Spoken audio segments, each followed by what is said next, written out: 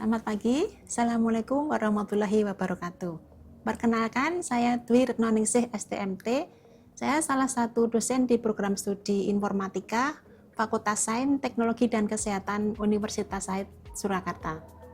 Pada kesempatan ini, saya akan menyampaikan PDD UKT-PT dalam rangka sertifikasi dosen tahun 2026.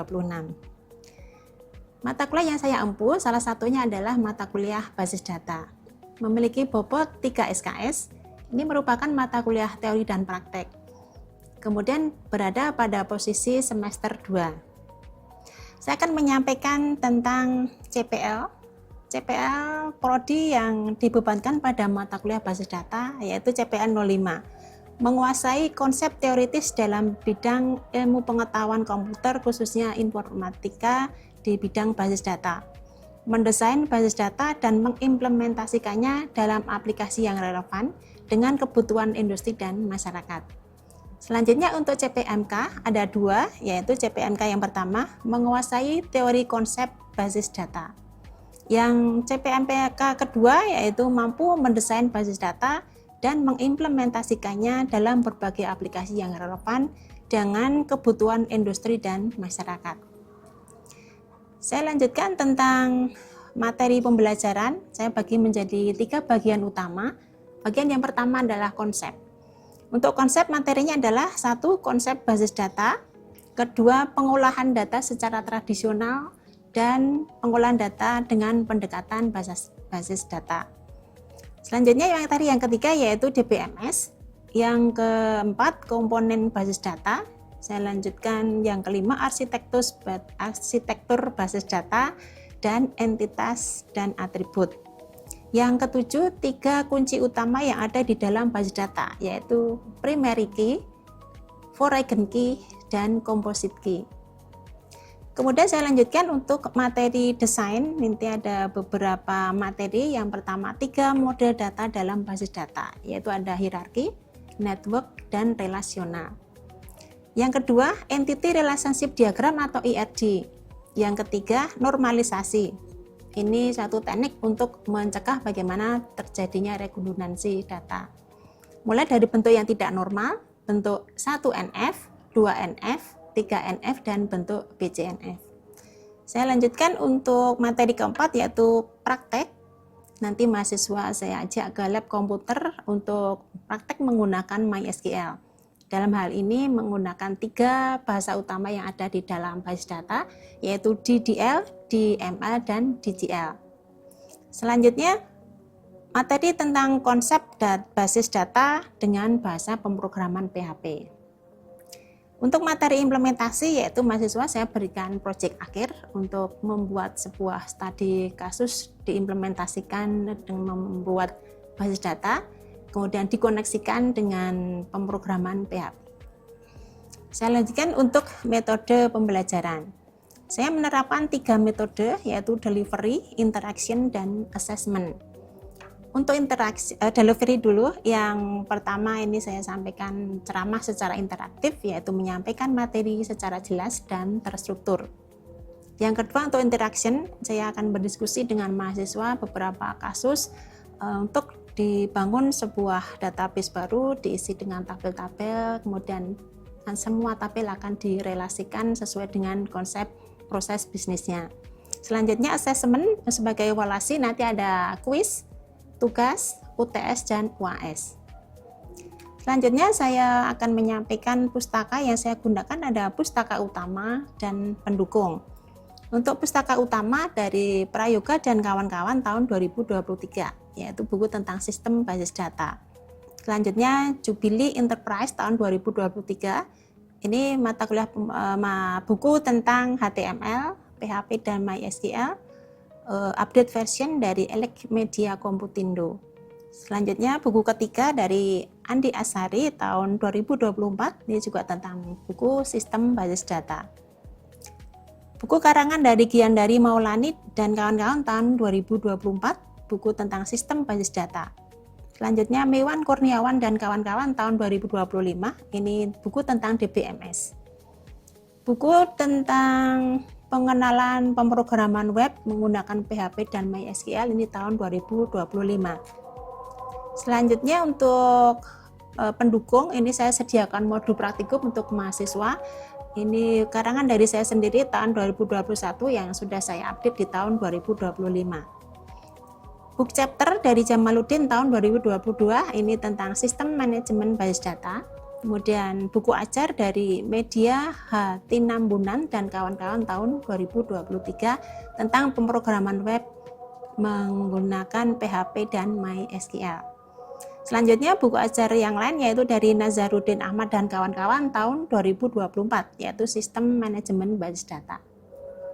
Saya lanjutkan untuk sistem penilaian, nanti ada 4 komponen. Yang pertama presensi sebanyak 10%, kemudian tugas, nanti ada tugas individu dan kelompok sebanyak 30%. Selanjutnya UTS 30%, UAS juga 30%. Demikian PDT UKT-PT yang saya buat dalam rangka sertifikasi dosen tahun 2026. Selanjutnya ada video pembelajaran dengan mahasiswa di lab komputer. Selamat menyaksikan. Selamat siang semuanya. Assalamualaikum warahmatullahi wabarakatuh. Waalaikumsalam warahmatullahi wabarakatuh. Baik, sebelum kita mulai perkuliahan basis data ya, kita berdoa dulu sebelumnya. Sesuai kepercayaan masing-masing, berdoa mulai. Selesai? Ya, baik. Untuk pertemuan hari ini kita pertemuan ke-11 ya. Baik, untuk pertemuan ke-11 sebelum saya mulai, saya akan mereview dulu sebentar pertemuan ke-11. Ini kita belajar tentang ERD ya. Ya, ERD. Nah, sebelum kita mulai pembelajaran tentang ERD, pertemuan 10 kemarin kita belajar tentang apa? Studi kasus ya sepertinya ya. Ya, studi kasus. Nah, kemarin saya bagi berapa kelompok? 4 ya, ada 4. Kelompok 1 ketuanya siapa? Mas Rangga. Ya, kelompok 2? Siapa? Mas Randi. Kelompok 3? Mas Salman. Ya, kelompok 4? Mas Zaki. Ya, baik. Saya mau review dulu kelompok 1 dari Mas Rangga. Kemarin database-nya tentang apa, Mas? Tentang logistik. Logistik. Ya, logistik itu berarti inventory di gudang ya, Mas ya? Ya. Ya, ada berapa tabel? Kalau di sini ada 4 tabel. 4 tabel apa aja? Yang pertama adalah gudang, kemudian barang, Gudang, barang masuk dan barang keluar. ya, barang masuk, barang keluar. Ya, ada kesulitan untuk pembuatan tugasnya di kelompoknya? Ini belum ada. Belum ada ya, bagus. Lanjut di kelompok kedua, siapa? Mas Randi, tentang apa kelompoknya? Tentang database rental motor. Rental motor. Oh ya, baik, rental motor. Ada berapa tabel yang dibuat? Ada 8. 8. Oh, banyak sekali. 7? Ya. Ya. Baik, nanti kita cek ya. Kita lanjut lagi ke kelompok 3 dulu. Kelompok 3 siapa? Mas Salman. Tentang apa database-nya? Tentang perpustakaan. Perpustakaan. Ada berapa tabel? Ada 4 tabel. Apa aja itu? Tabel anggota, peminjaman, pengembalian, sama tabel buku. Oh ya, ada kesulitan untuk tugasnya? Alhamdulillah belum ada. Belum ada ya. Kompak ya sama teman-temannya ya? Ya, baik. Selanjutnya kelompok 4. Siapa? Saya Bu. Mas Zaki. Ya. Tentang apa database-nya? Untuk database yang saya gunakan itu tentang perbankan. Perbankan, tabelnya apa aja? Ada nasabah, Nasabah, rekening, transfer, ya, dan transfer, transaksi. dan transaksi, ya. Dengan teman-temannya solid ya, Solid. bagus ya. Bagus. Tugasnya udah selesai. Sudah. Ya, baik. Terima kasih untuk partisipasinya, semua kelompok bagus ya, sudah mengerjakan tugas dengan baik. Baik, sekarang saya akan menyampaikan materi tentang ERD. Ini kaitannya dengan pertemuan ke-10 kemarin ya. Baik, tentang ERD. Nah, ini ERD ini entity relationship diagram. Ini ya entity, ada relationship, ada diagram. Jadi entity itu apa kalau melihat dari namanya ini? Ya, di database-nya sudah dibentuk ERD belum? Masing-masing kelompok? Sudah dibuat? Sudah. Ya, baik. Nah, untuk ERD ini adalah sebuah diagram model untuk menjelaskan mengenai hubungan antara data dalam basis data berdasarkan objek dasar yang memiliki hubungan ya atau relasi. Nah, di sini nanti tentu saja ada entitasnya lebih dari satu, karena untuk membentuk sebuah IRD minimal harus ada 2 entitas ya. Nah, karena ada hubungan, berarti entitas satu ada hubungan, kemudian ada entitas kedua. Nah, relationship itu artinya menghubungkan ya, atau hubungan atau bentuk yang saling terkait seperti itu ya. Nah, itu. Baik, untuk entitas atribut ini sudah kita pelajari. Nah, sekarang untuk kita lanjut di teori tentang simbolnya ya. Ini ada beberapa komponen simbol ya. Di sini ada 4. Yang pertama entitas itu sendiri, nanti bentuknya segi 4 seperti ini. Kemudian atribut elips. Nah, atribut ini nanti disimbolkan dengan elips, gambar elips atau lonjong itu ya. Kemudian ada relasi yang di tengah, jadi nanti menghubungkan antara entitas satu dengan entitas kedua. Ini nanti melalui relationship ya, bentuknya tanda belah ketupat seperti ini. Kemudian nanti ada gambar garis juga, ini yang menunjukkan penghubungnya. Baik, kita lihat contohnya ya. Kita lihat, ini ada contoh gambar diagram IRD sederhana. Jadi menghubungkan antara entitas customer, kemudian relationship-nya melalui repository, dilanjutkan dengan entitas kedua yaitu account. Nah, coba saya tanya, untuk yang dinamakan atribut yang mana? Saya disebutkan. Dari customer, atributnya apa? Apa? Customer ID. Terus apa lagi? Customer name. Apa lagi? Customer street dan customer city. Nah, ini entitas kedua yang mana? Account. Ya, atributnya apa? Dan balance. Kalau yang disebut dengan relationship yang mana? Depositor. Ya, itu ya. Sudah paham ya? Bisa membedakan antara entitas, atribut dan relationship? Bisa? Ya, baik. Sampai di sini ada yang ingin ditanyakan? Tentang IRD? Belum? Belum, baik, saya lanjutkan. Nah, untuk IRD nanti ada 4 tipe hubungan di sini ya. Ada yang pertama one to one, jadi 1 ke 1. Kemudian bentuk hubungan yang kedua one to many atau 1 ke banyak. Kemudian bentuk yang ketiga many to one, hubungan banyak ke 1. Hubungan yang keempat yaitu many to many, banyak ke banyak. Nah, ini. Baik, mungkin belum jelas secara detail ya. Baik, saya berikan contoh untuk bentuk one to one dulu ya. One to one ini sini artinya adalah hubungan antara satu entitas dengan entitas yang lain, yang mana satu berarti satu dan hanya satu, begitu ya. Sebentar, saya cek di sini untuk contoh one to one. Nah, ini contoh bentuk relasi one to one atau 1 ke 1. Ini ada dosen mengepalai, ini ada entitas program studi. Artinya apa? Satu dosen mengepalai 1 program studi. Jadi seperti itu. Nah, kemudian yang ini apa, yang bulat-bulat ini ya? Atribut. Nah, segitu ya, atribut. Kemudian ini bentuk relationship-nya, ini entitas yang kedua. Seperti itu ya. Ini jadi untuk 1 dan hanya 1 ya, atau 1 ke 1. Kemudian bentuk relasi yang kedua one to many, 1 ke banyak. Nah, contohnya seperti ini. Pelanggan 1 ya, 1 pelanggan mengirim banyak barang. Kemungkinan bisa seperti itu ya. Jadi 1 pelanggan di sini mengirim, bisa 1 juga bisa banyak. Tapi kalau dalam ini konsepnya banyak, berarti 1 barang bisa mengirim beberapa kiriman gitu ya. Bisa mengirim misalnya barang elektronik, juga bisa mengirim makanan, juga mungkin mengirim barang yang lain seperti minuman misalnya, seperti itu ya. Nah, jadi lebih dari 1. Nah, kemudian untuk many to many apa? Banyak ke banyak. Nah, pesanan meminta produk. Jadi pernah memesan suatu barang? Pernah ya. Biasanya 1 pesanan bisa isi berapa? Bisa banyak ya. Ataukah hanya bisa satu kali pesan? Bagaimana? Bisa banyak pesanan, isinya pun juga bisa banyak ya. Nah, seperti itu. Jadi untuk many to many itu konsepnya seperti itu. Jadi ini bentuk many to many seperti itu. Demikian ya untuk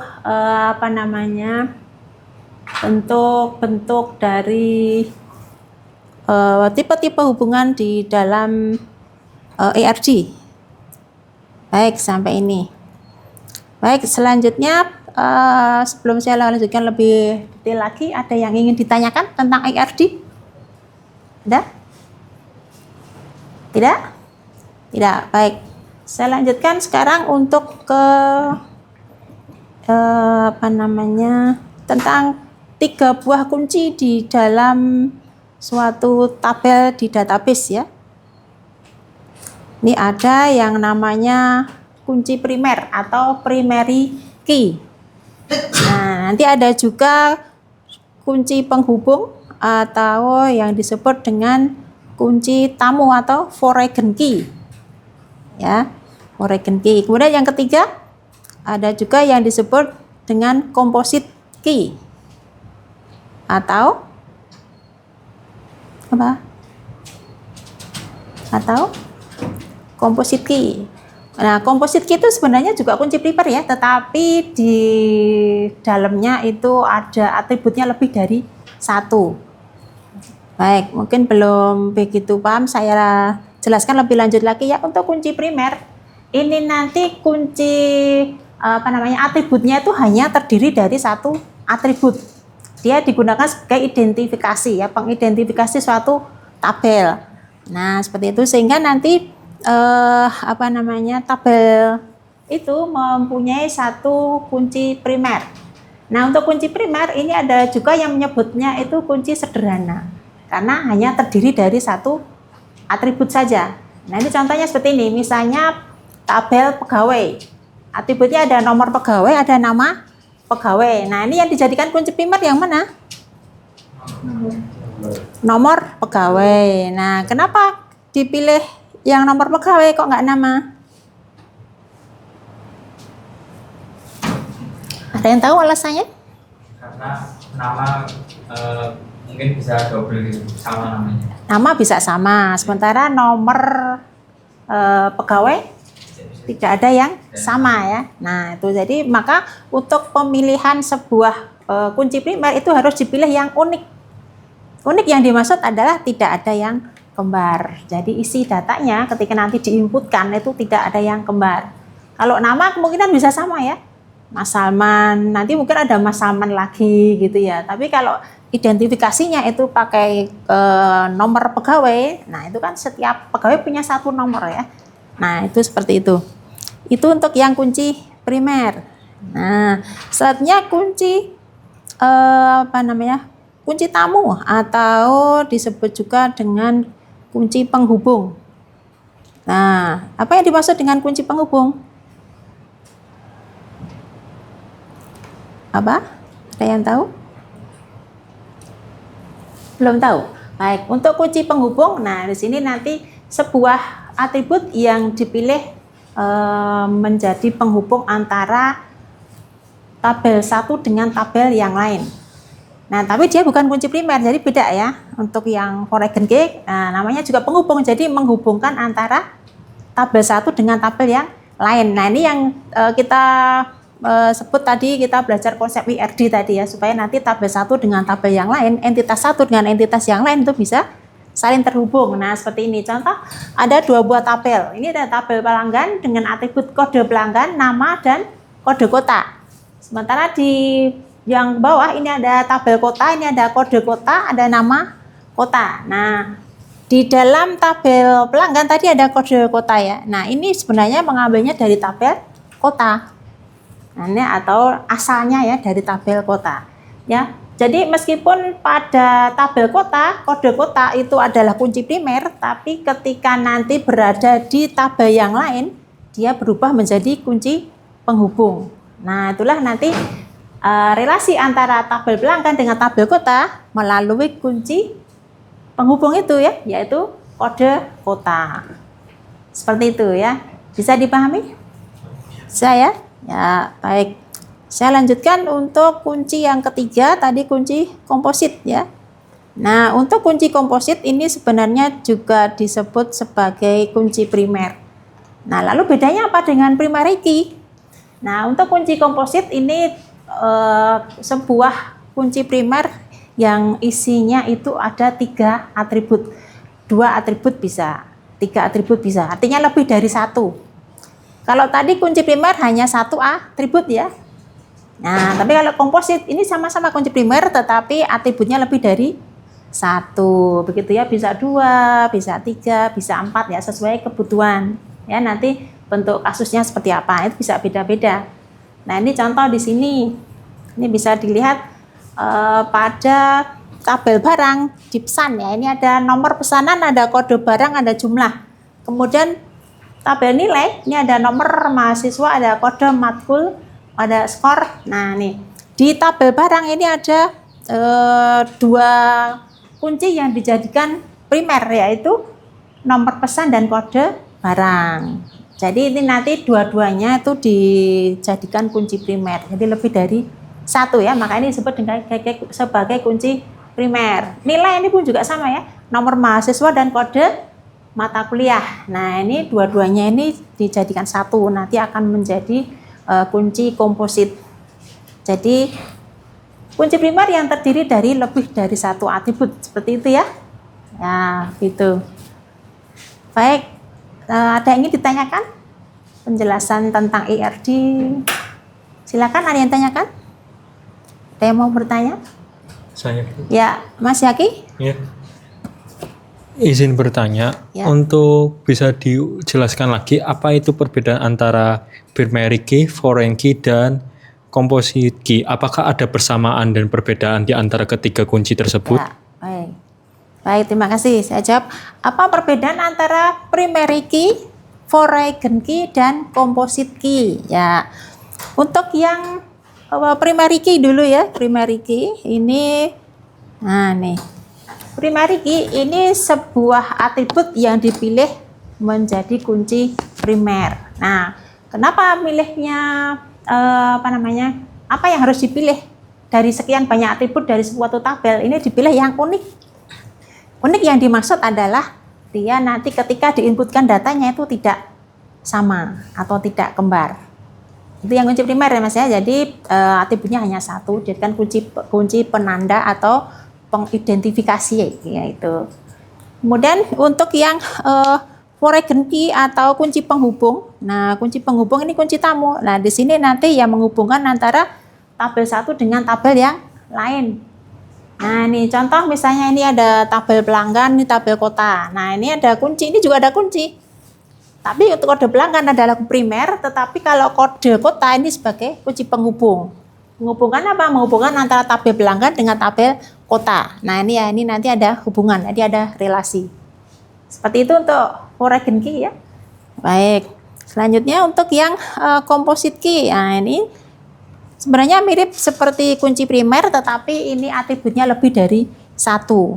Nah, kalau kunci primer tadi atributnya 1 tok ya, jadi identifikasi. Nah, untuk yang komposit ini lebih dari 1, artinya bisa 2, bisa 3.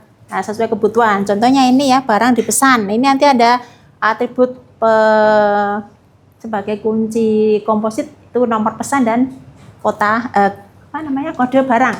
Ini ada 2 ya. Nah, maka disebut kunci komposit. Contoh yang lain misalnya tabel nilainya nanti ada atribut nomor mahasiswa dan atribut kode mata kuliah, ada 2. Sehingga ini nanti disebut kunci komposit. Seperti itu ya. Ya, baik. Bisa dipahami Mas Yaki? Bisa. Ya, baik. Terima kasih. Ada yang ditanyakan lagi? Ya, Mas Rangga? Ingin bertanya tadi untuk materi ERD, saya masih belum paham tentang 4 tipe relationship. Apakah bisa dijelaskan lagi, Bu? Oh ya, baik. Tipe relationship.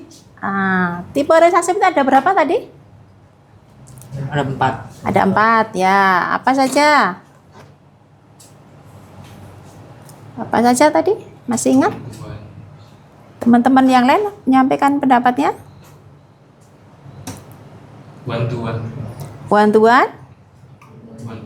One to many? Many to one?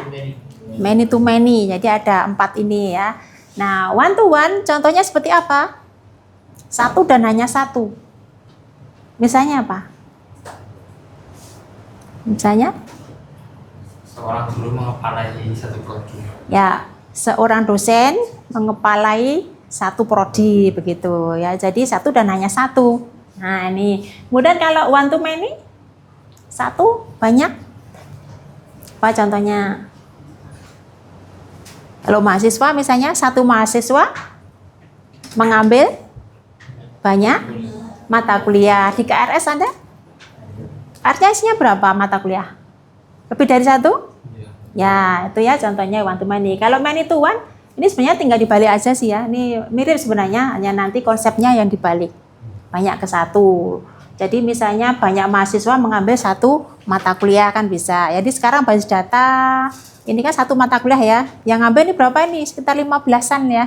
Nah itu. Kemudian kalau many to many, ya banyak ke banyak. Banyak mahasiswa mengambil banyak mata kuliah, itu kan bisa ya. Banyak pelanggan membeli banyak barang, seperti itu. Gimana? Sudah jelas Mas Rangga? Sudah jelas Bu, terima Ya, kasih. terima kasih. Baik, mungkin sampai ini dulu untuk hari ini ya. Baik, saya sampaikan untuk refleksi di pertemuan minggu depan kita akan belajar di modul keempat ya. Nanti kita akan belajar bagaimanakah menampilkan sebuah database, tabel-tabelnya seperti apa, kemudian ada pengelompokan ya pakai order by, kemudian diurutkan pengelompokan itu group by ya, kemudian kalau pengurutan pakai order by ya, diurutkan dari ascending atau ascending ya, ascending atau descending, nah seperti itu. Dan kalau pengelompokan nanti sesuai jenisnya, misalnya mahasiswa ada yang sakit, nanti sakit ada berapa, 2 orang misalnya, ada yang izin berapa, ada yang apa berapa, seperti itu ya. Baik, mungkin sampai ini ya untuk pertemuan kita hari ini. Terima kasih atas kehadirannya dan perhatiannya. Saya cukupkan, saya akhiri sampai sini. Selamat siang. Wassalamualaikum warahmatullahi wabarakatuh. Waalaikumsalam. Ya.